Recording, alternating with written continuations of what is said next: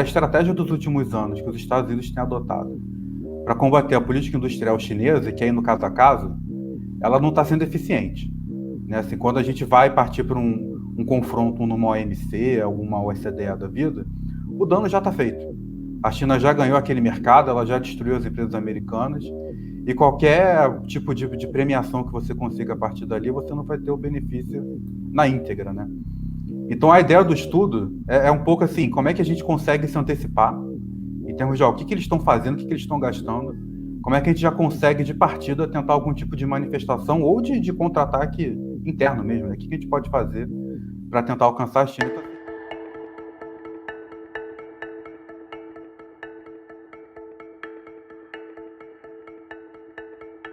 Olá, sejam bem-vindos a mais um episódio do nosso podcast Missão Desenvolvimento. Eu sou Paulo Gala e hoje vamos falar sobre política industrial, um tema bastante controverso, não só no Brasil, no mundo todo também, que voltou a ganhar força agora com as políticas que a China vem praticando, aliás, desde muito tempo já, né? A China vem fazendo política industrial, os economistas chamam de política industrial, é o uso de vários instrumentos de governo para aumentar a competitividade da indústria local, né? Então, subsídios, financiamento público, tributação diferenciada, compras de governo e por aí vai, né? A China vem praticando isso há muito tempo, os Estados Unidos mergulhou nisso também com força agora a partir do Bidenomics, né, que é um mega plano de política industrial para ajudar a economia americana a tentar retomar, né, recuperar espaço na economia global.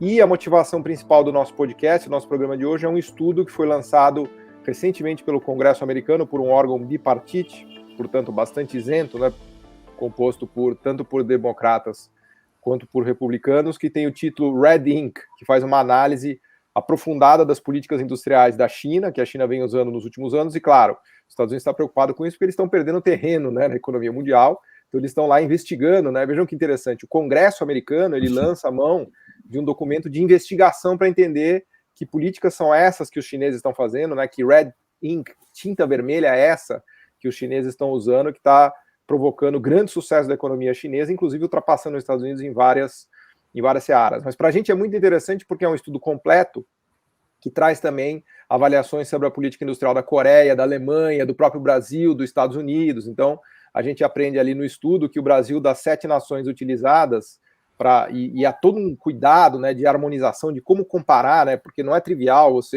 como é que você compara um subsídio dado num país com um subsídio dado no outro, com crédito incentivado, ou com crédito público, com crédito de um banco de desenvolvimento. Como é que você compara isso nos Estados Unidos, na Alemanha, no Brasil e tudo mais, né? E a conclusão ali é que o Brasil das 7 é o que menos faz política industrial. Vejam vocês, né? A gente vai discutir esse estudo em detalhe, é um estudo recente, mas o Brasil é o país mais liberal desses 7, vejam vocês, da ótica da política industrial, o Brasil caracteriza ali como a nação que menos faz política industrial. Então, eu acho que é um estudo bastante interessante e atualizado para nos trazer aqui essa reflexão sobre política industrial. Para falar sobre isso, a gente recebe o Tiago Miguez e o Pedro Quaresma, dois grandes conhecedores do tema. Estão com a gente aqui, são founding fathers aqui do nosso podcast. Então, eu vou pedir para eles se apresentarem um pouquinho, né? Começando, de repente, pelo Tiago, falar um pouquinho da trajetória dele e do Pedro também. Depois a gente já mergulha nas discussões. E aproveitar também para fazer propaganda dos outros episódios todos que vocês acham no meu canal do YouTube, no canal do YouTube da Missão Desenvolvimento, sob o patrocínio com o apoio da AFBNDES, Associação dos Funcionários do BNDES, no Instagram também, vocês acham todos os episódios no @Missão Desenvolvimento e no nosso site também, @Missão Desenvolvimento. Sejam todos muito, muito bem-vindos. Tiago, nos conte um pouquinho aí do que você anda aprontando. Olá a todos, meu nome é Tiago Miguez. Queria agradecer mais uma vez à Associação de Funcionários do BNDES pelo convite para estar aqui hoje. A você, Paulo, a equipe que cuida aqui do programa. Cumprimentar o Pedro também. Eu sou economista do BNDES há mais ou menos 10 anos, pouco mais de 10 anos. Trabalhei sempre na área com a parte de indústria, né? Na área de indústria. E recentemente troquei para a área de infraestrutura. E sou formado pelo Instituto de Economia da FRJ, onde fiz também meu mestrado e meu doutorado. E também sou pesquisador associado do Grupo de Indústria e Competitividade lá do Instituto de Economia. Fantástico. O que você anda pesquisando mais recentemente? Eu trabalho com modelos ligados à matriz de um produto, né? A gente, inclusive, recentemente até fez uma escola de verão sobre um produto lá na FRJ. Legal. Eu fui um dos professores. E pesquiso sobre indústria nacional também, tentando sempre interligar, né, a indústria com os modelos de um produto. A parte, principalmente de investimento industrial, né? Tem uma matriz que a gente estima lá, que é a matriz de absorção de investimento, que tenta ver o investimento pela ótica da demanda, né? Que é um dado que a gente não tem aqui no país. Inclusive, o investimento da indústria tem andado bem de lado quando a gente dá sorte. Ele tem até tido uma tendência de queda nos últimos anos. O que explica Boa. até parte do que a gente vai discutir hoje aqui. Boa, fantástico. Pedro, conta pra gente um pouquinho aí da sua trajetória. Bom, meu nome é Pedro Quaresma, eu sou economista, né? Tenho mestrado em economia também pela UFRJ, né? Graduação e mestrado na UFRJ. Trabalho no BNDES há 16 anos. Antes disso, também trabalhei no Ministério do Planejamento, em Brasília. E no BNDES eu trabalhei em várias áreas. Eu comecei pela área de planejamento, depois fui para a área de pesquisa econômica, depois passei um tempo também na área, trabalhei com inovação, na gerência de inovação do banco, trabalhei com relacionamento institucional e agora estou na área de operações indiretas, que são as operações do banco que são com os agentes financeiros, né? Cujo foco é basicamente micro, pequenas, médias empresas. E, bom, meu interesse por política industrial, eu tive uma oportunidade para o próprio banco de passar 3 meses na CEPAL, onde estudei economias latino-americanas e onde desenvolvi estudos que justamente tentavam fazer uma ligação entre distribuição de renda e política industrial, entendeu? Justamente com matriz insumo-produto também, Thiago. E daí eu tenho bastante interesse nesse tema e também na inovação, também trabalhei bastante com política industrial, comparação de políticas públicas e inovação. Então, mais ou menos essa é a minha trajetória.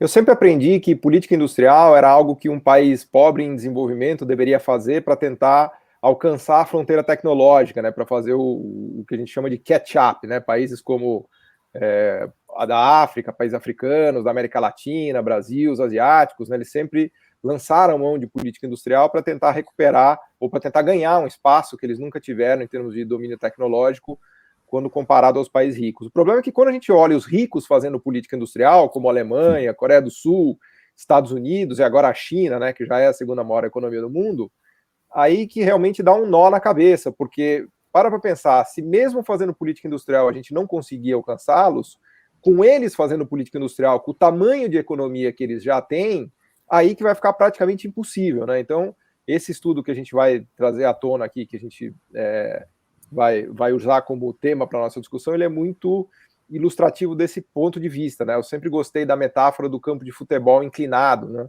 As nações pobres, elas jogam futebol num campo inclinado contra os países ricos, porque os ricos já dominam as tecnologias, já têm a escala, já estão na fronteira tecnológica, já têm as marcas, né? Eles são os Mike Tyson, né? Nós somos ainda os peso-pena tentando fazer gol no campo lá em cima. Então a política industrial, de uma certa maneira, né, que a gente chama de subsídio, de compras públicas, de crédito como os créditos do BNDES, de taxas abaixo de mercado, de tarifas diferenciadas, enfim, todo o rol de políticas públicas que a gente chama de política industrial, em geral, se aplica para tentar ajudar, né, as empresas desses países mais pobres jogarem futebol num campo inclinado, que é o campo do mercado mundial. Vejam que a discussão para o setor de non-tradables, para serviços domésticos, ela é um pouco distinta, porque a grande competição que se coloca no planeta é no setor industrial, né? As grandes assimetrias que estão dadas no mundo são as assimetrias do setor industrial, né? Porque lá que você tem diferenças de produtividade, de renda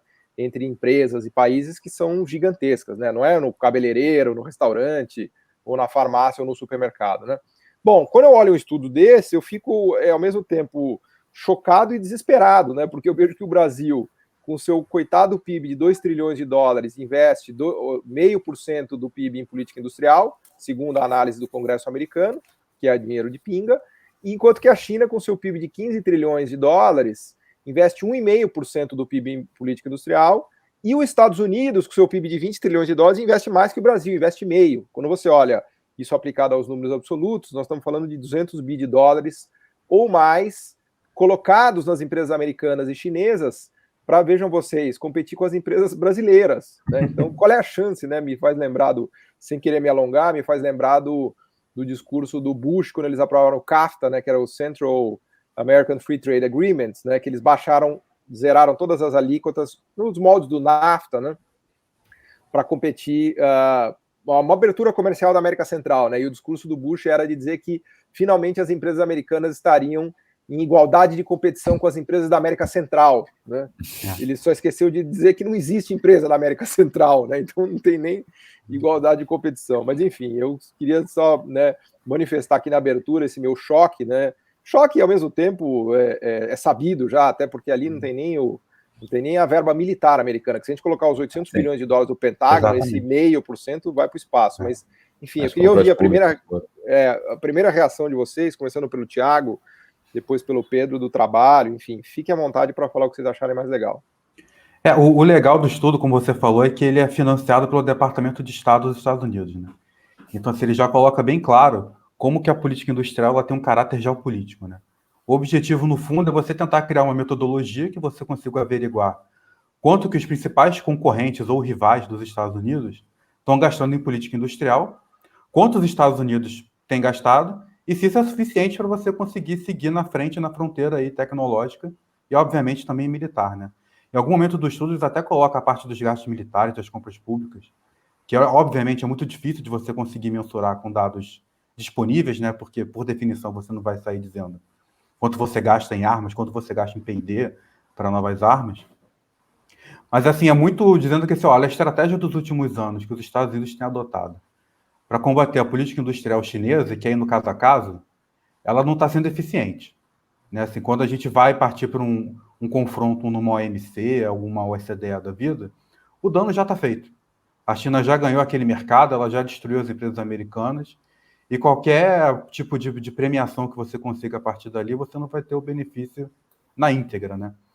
Então, a ideia do estudo é um pouco assim, como é que a gente consegue se antecipar em termos de o que eles estão fazendo, o que eles estão gastando, como é que a gente já consegue, de partida, tentar algum tipo de manifestação ou de contra-ataque interno mesmo, né? O que a gente pode fazer para tentar alcançar a China? Então, assim, ele até razoavelmente explícito assim, nos seus objetivos, que é uma coisa que não é muito comum, né? Nesse tipo de...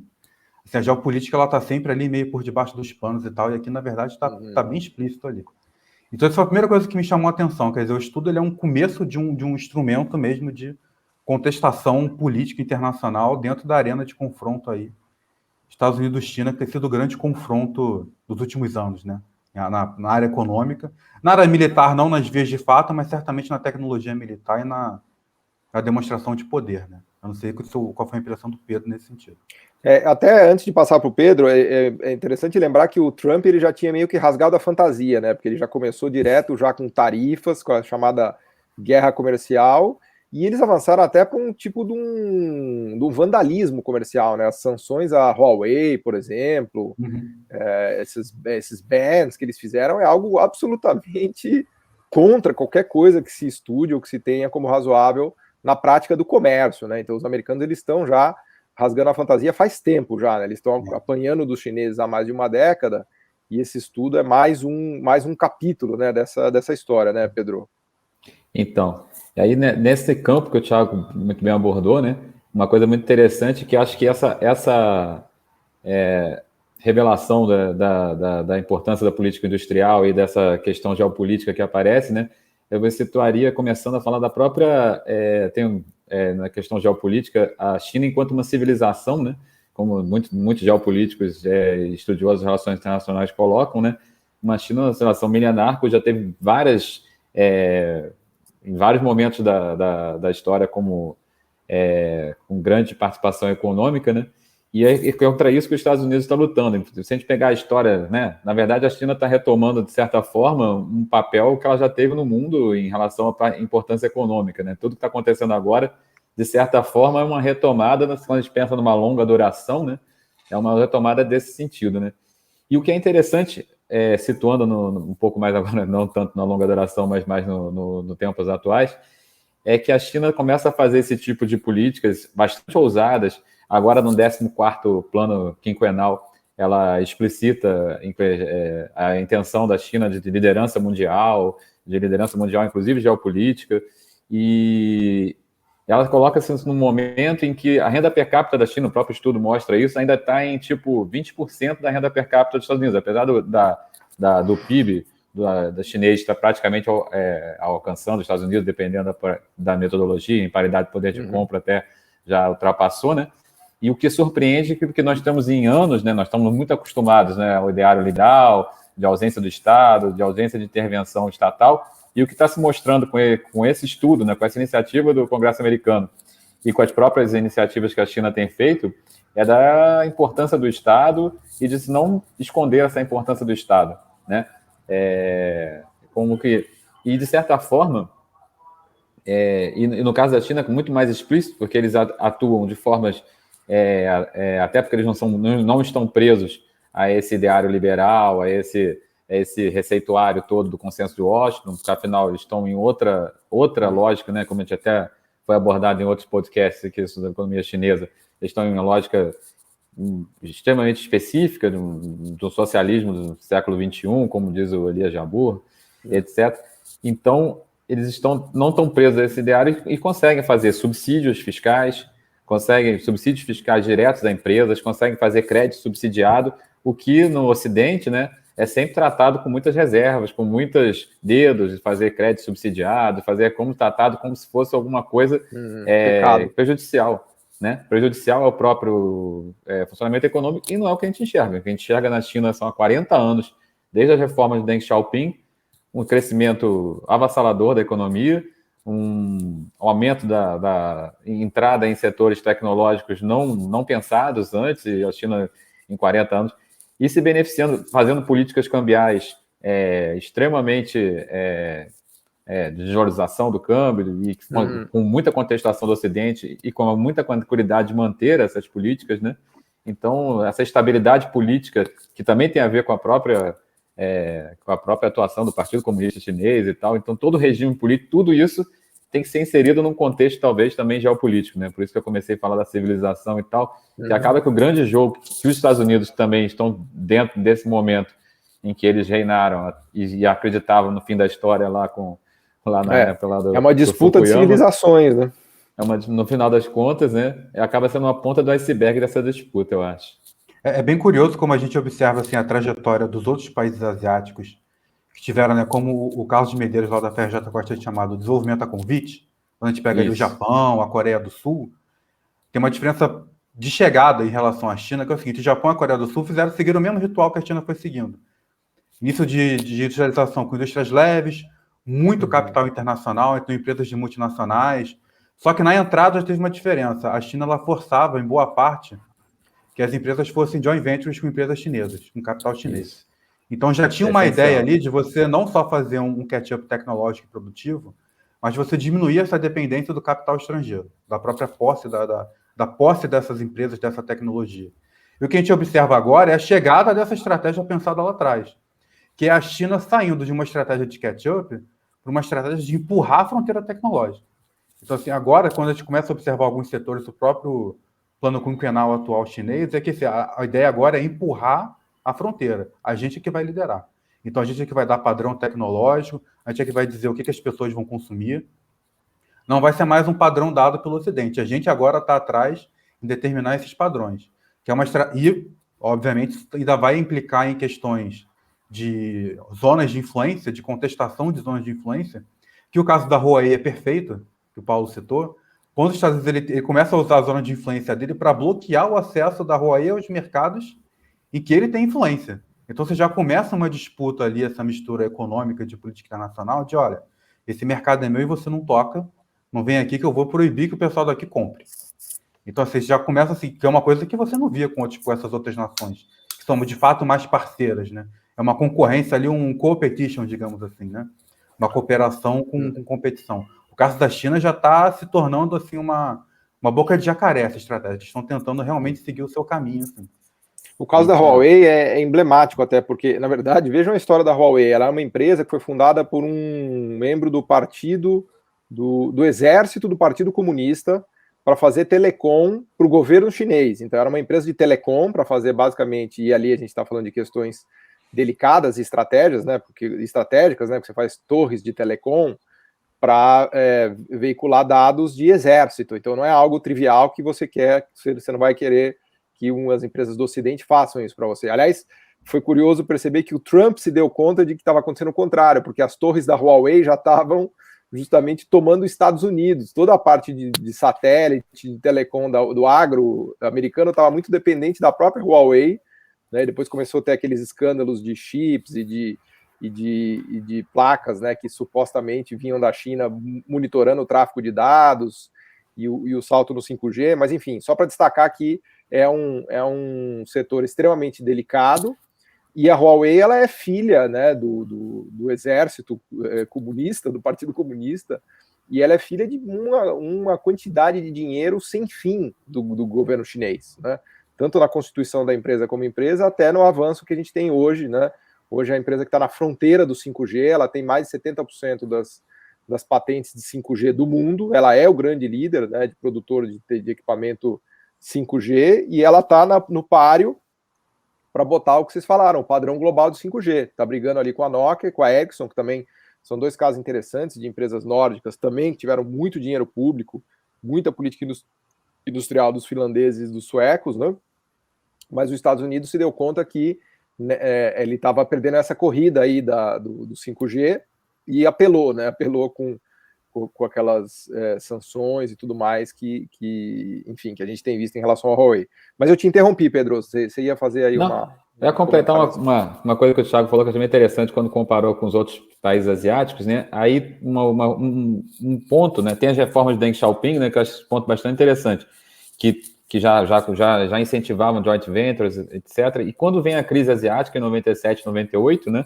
Até o Medeiros também coloca isso nos textos dele e tal. Quando vem a crise econômica, acaba ocorrendo um deslocamento dos investimentos que antes estavam nesses países para a China. E que isso acontece. E dois fatores vão ser fundamentais para essa sustentação até aqui meio que ilimitada, né? Porque sempre se preconiza que a China vai quebrar e nunca acontece isso, que são dois fatores que têm mantido essa sustentabilidade da chinesa, que é o mercado interno chinês. Então, por mais que os Estados Unidos ou os países asiáticos, às vezes, tentam fazer políticas de guerra comercial, não é de interesse, às vezes, das empresas que estão instaladas lá saírem da China por conta do mercado interno enorme que a China apresenta e que esses outros países asiáticos não apresentavam. E a sustentabilidade também, que ao contrário do desenvolvimento do Brasil, aí eu vou puxar um paralelo para um assunto que isso me faz pensar, as transações correntes e o acúmulo de reservas garante uma sustentabilidade que não esgota esse crescimento em restrição de balanço de pagamentos, né? A China vai sustentando, ao contrário do que a crise asiática, que acaba forçando a mudança de câmbio lá nos países. Eles entraram em déficit, né? Eles começaram a ficar deficitários, né? Os países asiáticos. A China consegue sustentar as reservas e tem hoje 3 trilhões de reservas, né? Então ela tem, de certa forma, um colchão. E aí, fazer um paralelo assim, que seria uma coisa que era o que sempre, né? A crise da dívida externa foi o que interrompeu, de certa forma, o nosso desenvolvimento entre a década de 30 e 80. Justamente, em vários momentos tivemos problemas de balanço de pagamentos na nossa trajetória, e isso não se apresenta na China, né? Então, de certa forma, forçando um pouquinho a barra por outros elementos e tal, etc., de certa forma, é como se a China estivesse continuando aquilo que nós interrompemos na década de 80. Porque, inclusive, em porcentagem do PIB, como eu falava atrás de renda per capita, a China chega a apresentar um PIB per capita parecido com o brasileiro atualmente. Então, era como se ela estivesse um país de renda média que consegue ampliar a fronteira tecnológica, é um caso inédito. E o estudo salienta isso, um país que está, e o Thiago também colocou agora há pouco, que um país que está ambicionando ter fronteira tecnológica, mas ainda num patamar de renda ainda médio. Então, tem muito espaço pela frente. Verdade, o grande medo deles é ficar preso na chamada armadilha da renda média, né? Que é o temor, é o que aconteceu com o Brasil. O Brasil está preso na armadilha da renda média, né? Essa é uma ideia de economistas que eu acho bastante interessante, que o país chega numa renda per capita de 10, 12 mil dólares e fica encalacrado ali. Não é só o caso do Brasil, tem dúzias de países que estão presos nessa armadilha da renda média, porque para você sair da armadilha da renda média, você precisa subir o segundo estágio da escada tecnológica, que é o estágio mais difícil, que é justamente a conquista da fronteira, né? Então, fazer a industrialização de privada, sapato, camisa, nada contra essas indústrias, é fácil. Agora, chegar em chips, semicondutores, 5G, química fina, mecânica de precisão.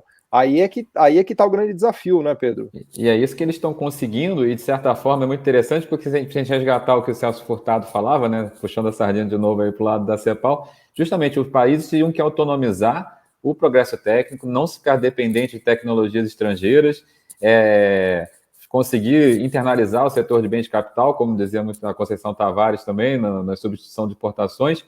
E, de certa forma, eu leio esse texto, de certa forma, consigo fazer um paralelo e ler esse texto quando eu leio o plano quinquenal, quando explicitamente fala não depender de tecnologias estrangeiras.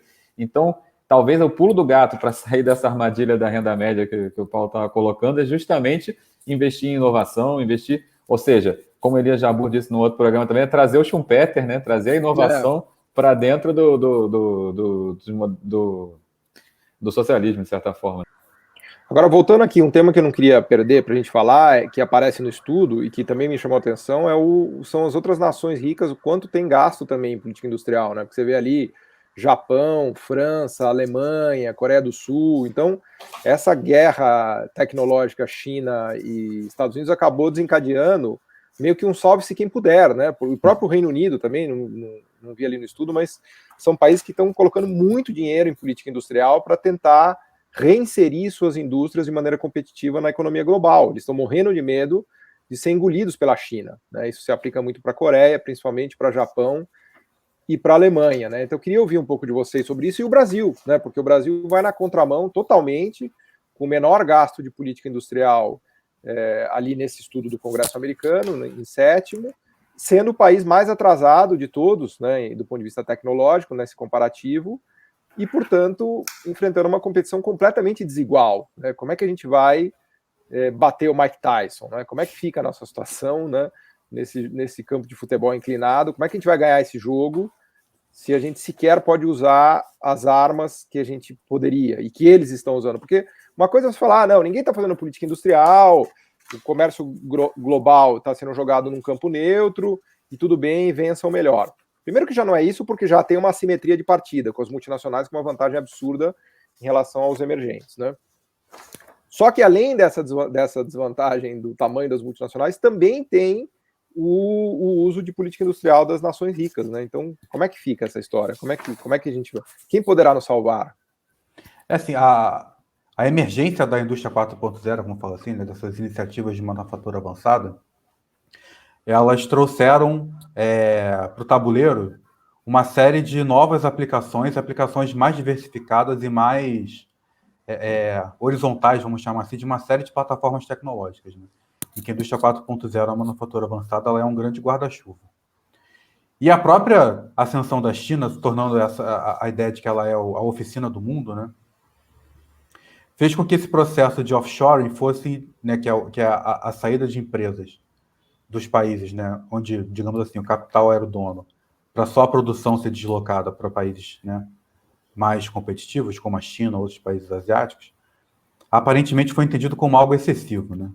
Assim, isso começou a gerar algumas crises de emprego nos países centrais, insatisfação popular, e até algumas questões tecnológicas de que você tem uma certa limitação. Começou a gerar uma xenofobia, não xenofobia, uma xenofobia.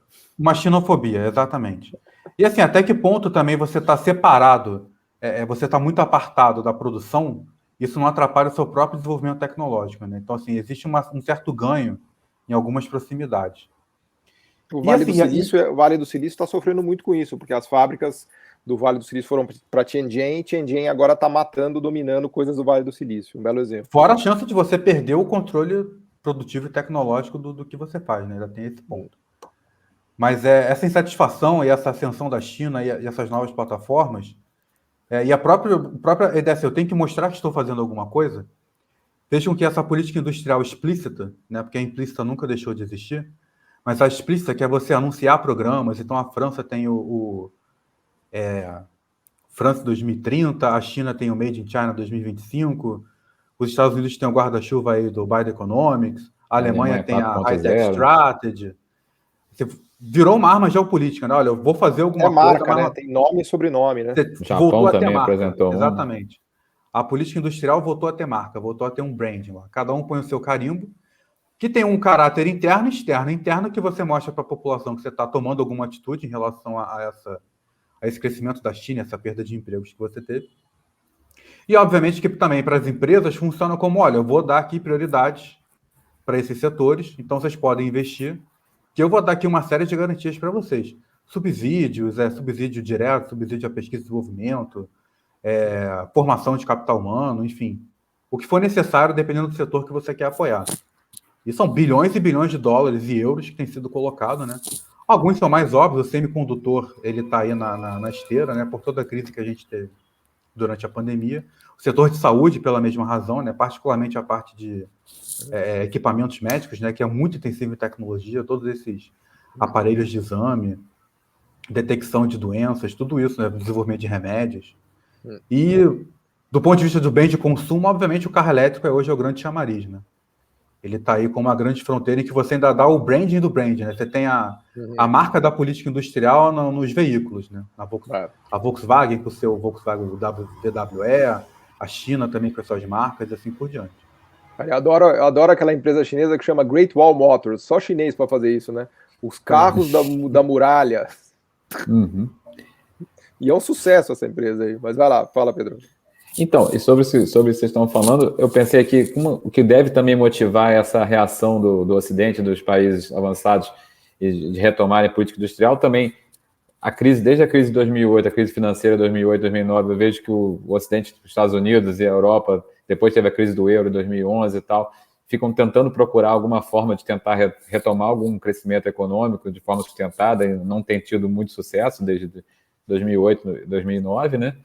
E também a questão de uma grande transformação que está acontecendo, né, com esse movimento da China, esse mercado interno, da própria participação da China enquanto na produção industrial mundial, né?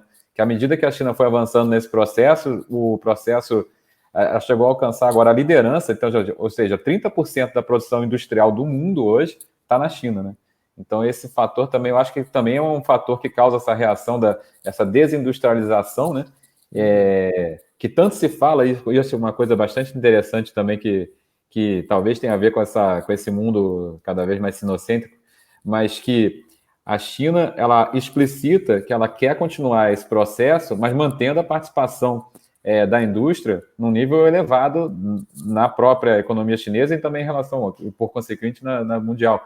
Ou seja, ao contrário do que sempre se disse, que a evolução natural é de passar de uma indústria para um setor de serviços, né? A China, ela está mostrando que a política industrial ela é importante e que esse fenômeno não precisa acontecer para que possa continuar e que justifique continuar investindo. E ela também está investindo no setor de serviços, né? Que Sim, se você pegar toda a parte de internet, de high-tech, serviços sofisticados, mas sem abrir mão da indústria, né? Sem abrir mão da indústria. Que são os serviços atrelados à indústria, né, inclusive. É verdade, a indústria. Essa ideia de serviços de alto valor agregado são esses serviços que estão ali diretamente ligados à produção industrial, quer dizer, a parte de brand, né, de marca, de P&D, de pós-venda, como é que você faz novos produtos, tudo isso está ligado à indústria, né? Não tá isso reforça a ideia de que nós que gostamos de matriz somos produto, né, e que nós que somos na tradição estruturalista, que como a indústria é importante para esse crescimento, como a diversificação, como os encadeamentos para frente e para trás, que a indústria, ela, por vocação, ela é capaz de proporcionar. A China reconhece como importante e eu acho que os outros países estão percebendo como importante também. E mesmo em situações também de tensões geopolíticas, como a gente tem vivido agora mesmo com a invasão da Ucrânia e tal, etc., os países estão percebendo que, se as questões agora de problemas logísticos que estão acontecendo com a parte da pandemia, e quando a China acontece uma medida de lockdown, e aí todo mundo vem o Ocidente criticar lá, de que também tem a ver com os interesses, não podemos ficar tão dependentes dos outros países assim, então todo mundo começa a se voltar para dentro. Até os nomes mais da moda de nearshoring, safeshoring, né? Ou seja, algum território mais pertinho do seu, algum mais seguro, né? Tem até os eufemismos, né? Você pode ser dependente, não pode ficar tão dependente assim da China, né? Eu acho que também tem um pouco essa necessidade dos países também de responder a esse tipo. Não é preciso ter uma produção, não pode acontecer que nem aqui no Brasil, quando aconteceu a pandemia, que não havia fabricação de máscaras aqui, e de alguma forma tem que se tentar buscar soluções internas para isso, né? Eu acho que também tem um pouco disso. Esse ponto que o Pedro colocou, de que a China ela quer até pela preocupação de já estar escapar da armadilha da renda média, né? Ela quer crescer, se desenvolver e manter em altos níveis a participação industrial. A consequência que isso vai gerar é que, assim, se ela não tiver um mercado interno que vai absorver Entendo. aquilo tudo, Sim. ela vai continuar perseguindo a conquista e a manutenção dos Dos mercados outros. externos. O que Então, vai isso vai gerar uma tensão. fonte maior de tensão com os outros países, inclusive centrais, que dirá as consequências para países, né, periféricos como o Brasil. E ela já tem uma economia de escala, a economia de escala dela é brutal, né? Porque a gente está falando de 4 trilhões de produção industrial, que é o dobro da americana e 1/3 do mundo, né? Mas só queria fazer um comentário que eu sempre que a gente fala dessa coisa de indústria e serviço, eu acho que é importante explorar essas discussões, né? Eu sempre me lembro do nosso caso da famosa Apple, né?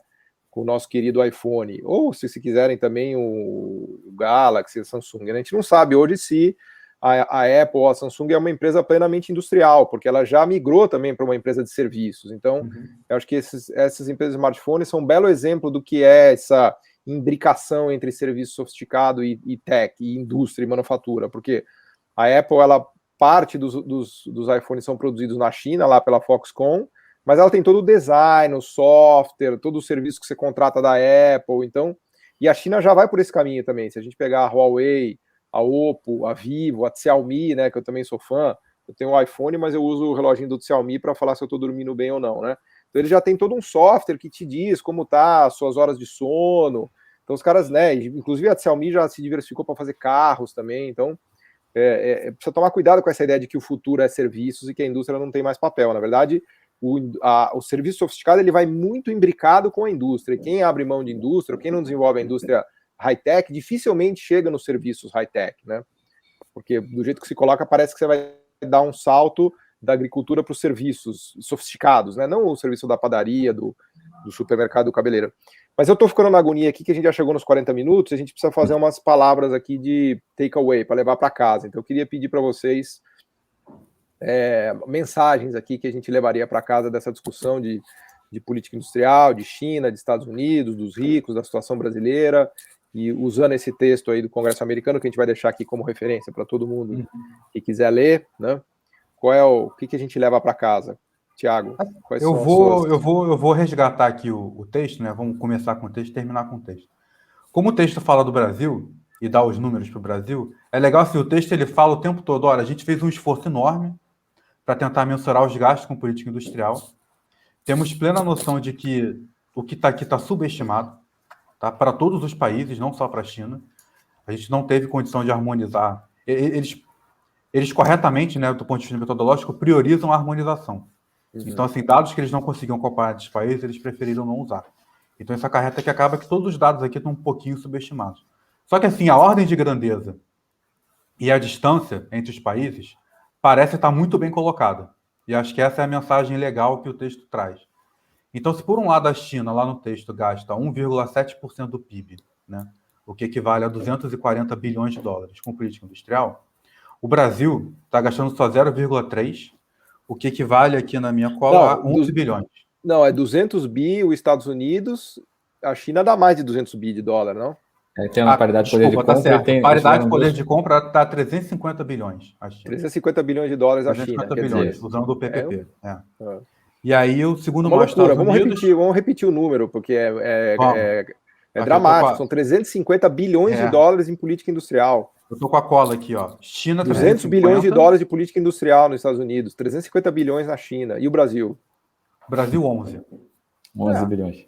E aí, quer dizer, o Japão, 27. Aí depois o pessoal ali, os ricos, né, fora dos Estados Unidos, estão ali na casa dos 20 e poucos, que a gente pode considerar. Tá? Isso, assim, só os instrumentos né, mensuráveis, assim, né?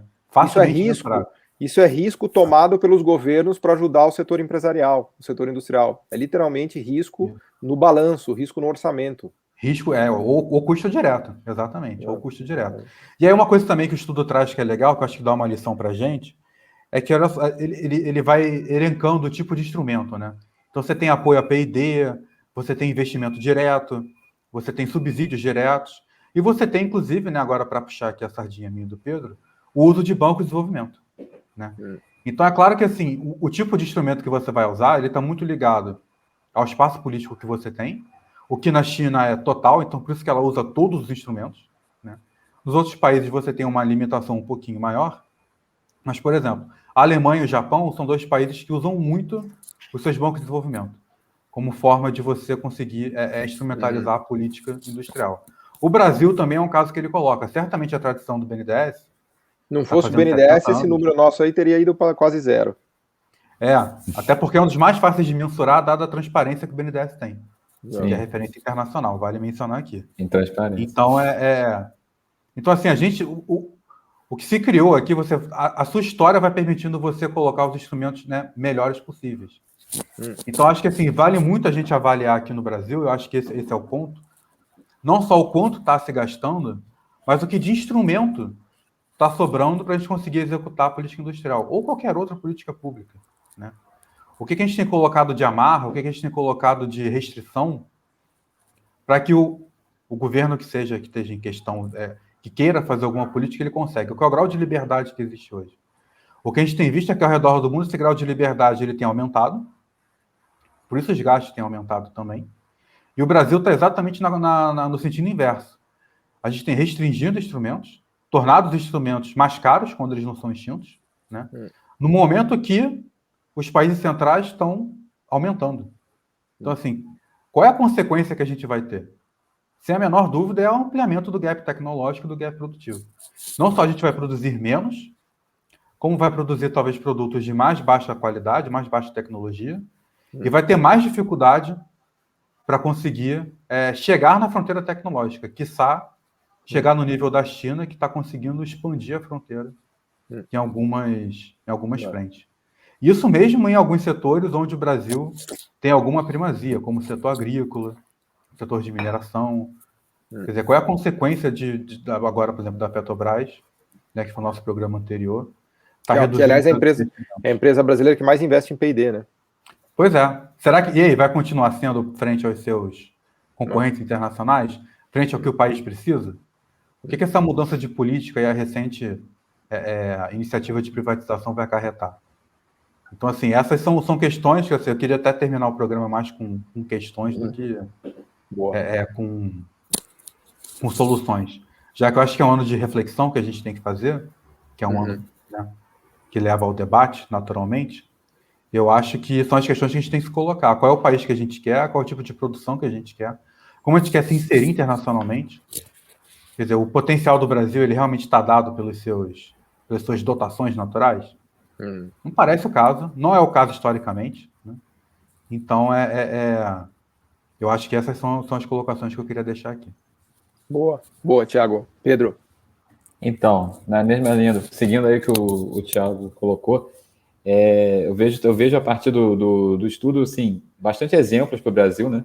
Então, essa ideia de que o investimento público no Brasil já está no nível mais baixo da série histórica, e o investimento público é um dos grandes, poderia ser um dos grandes alavancadores de política industrial, obviamente. Então, no momento que nós já estamos com baixo investimento público, no momento que a gente tem um ganho do pré-sal, né, que foi tudo discutido no programa passado e tal, etc., se esses lucros todos que têm acarretado em superávites comerciais, Inclusive primário, eu acabei de ver que a gente está com o superávit primário maior desde 2008, no primeiro quadrimestre, estou chocado até agora. Então, em outros tempos foi usado até esses recursos, e outros países usam, e o estudo até mostra isso de vez em quando, os fundos estatais, teve a iniciativa do Fundo Soberano.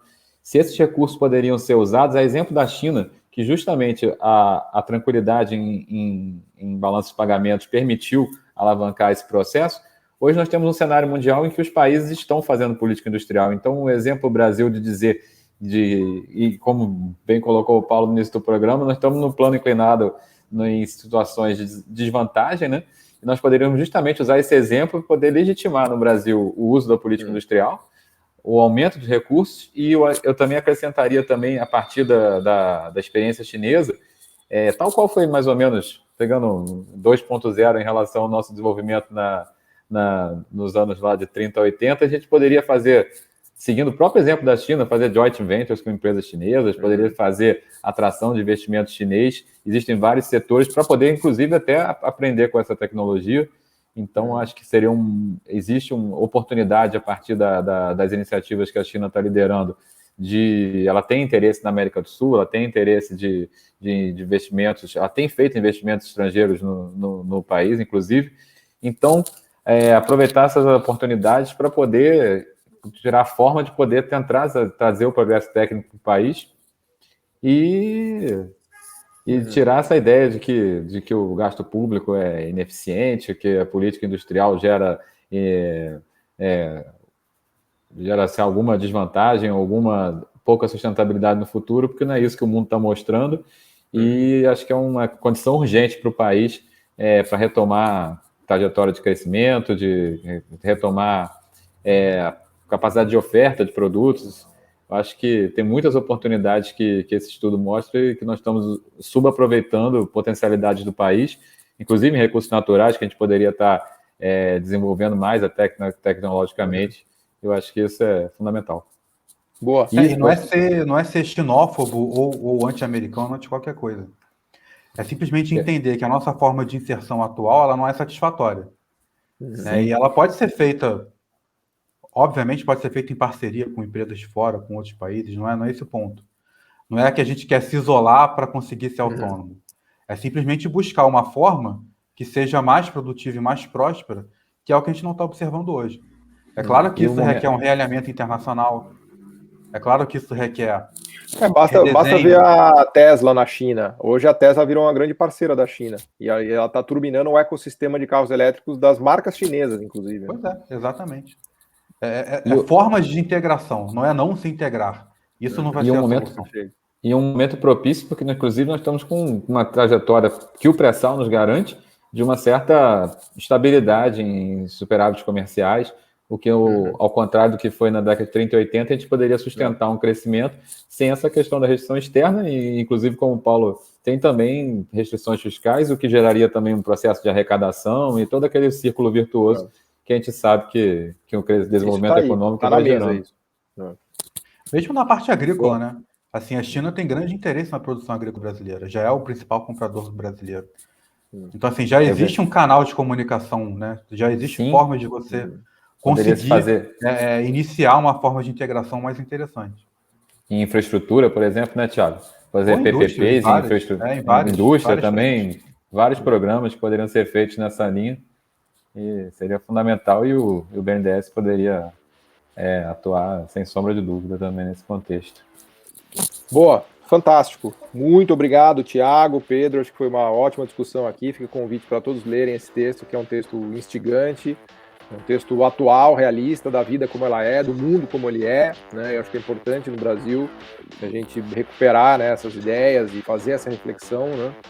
E tem muita coisa boa aí para a gente aprender, é o que vocês falaram, né? Tem muito exemplo de sucesso, acho que o Brasil está patinando, o Brasil é uma economia que não aprende, né? Como eu coloquei lá no meu livro com o André Roncalha, mas tem muita economia que está aprendendo, então é possível aprender. Tem muita coisa para o Brasil olhar para a Ásia, olhar para a China, olhar para os próprios Estados Unidos, né, o que está se fazendo.